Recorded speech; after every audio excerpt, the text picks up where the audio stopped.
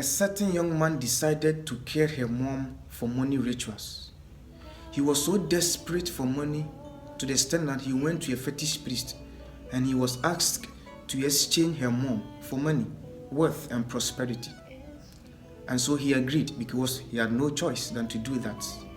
So he went to the village, bought her mom items, bought her things to make her happy. So the mom was so excited seeing her child, seeing her son, buying her those things. After the mom had enjoyed all the things that had been bought by him by the son now looked at his mom and he told mom that, "Mom, I'm sorry I'm about to do this. I went to a fetish priest to look for money and I'm asked to exchange you for money, for wealth and prosperity."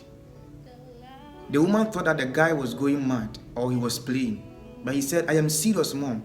I'm about to kill you for money. I have no choice than to do this because we live in a poor background."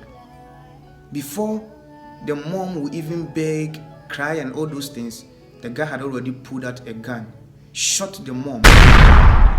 The mom died instantly. So the guy had killed her mom just for money, just for fame, just for prosperity, just for wealth. But unfortunately for the guy, before he would kill the mom, there was a stranger walking around the house. So the stranger heard a gunshot.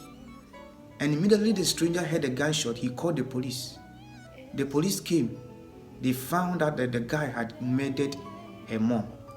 And so he was being arrested. And in front of the people in the village, the police decided to put this guy in jail for 33 good years because of what he has done. The guy decided to cry, to plead, to kneel down, beg, do all sorts of things so that he will be recovered. But the police told him that no, for what you have done, you're supposed to go to jail for 33 good years to serve the nation with hard labor. But before they would take this guy to the police station or to be jailed for 33 years, the stranger who called the police silenced everybody in the village.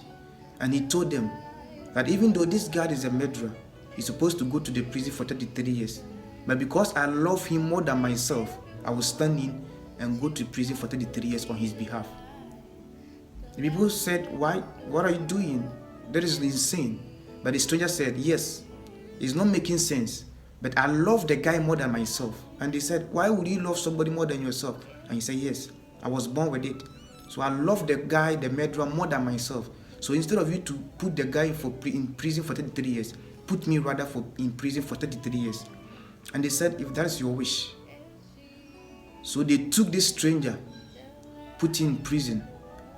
For 33 years, he was serving. For 33 years in hard labor, he was serving, he was doing a very hard work.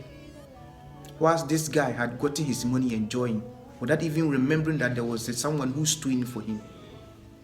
What next? After the 33 years, the stranger was being released from the prison. And when he was released, he was still looking for this murderer. Thank God he found him. By this time, the guy was living in a good life. He was having cars, mansions, having a lot of girls around him. He was living a luxurious life. And the stranger told the guy, the man, that, "Do you recognize me?" And he said, "No." He said, "I'm the one who stood in for you when you were about to go into prison for 33 years. Now I am back from the prison for 33 years.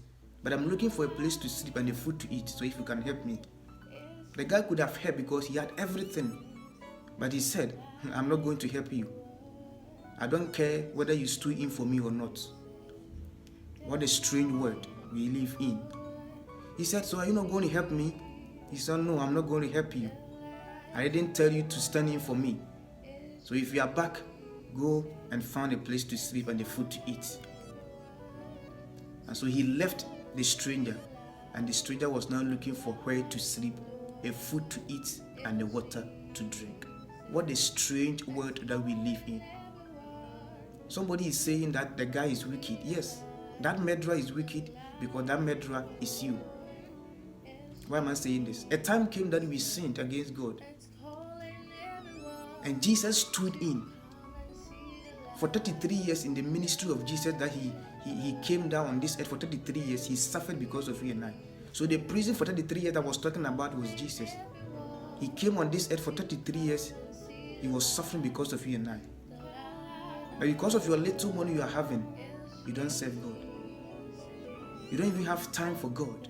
God is still looking for you. He's looking for a place in your heart to live. But because of fame, you don't know Him again.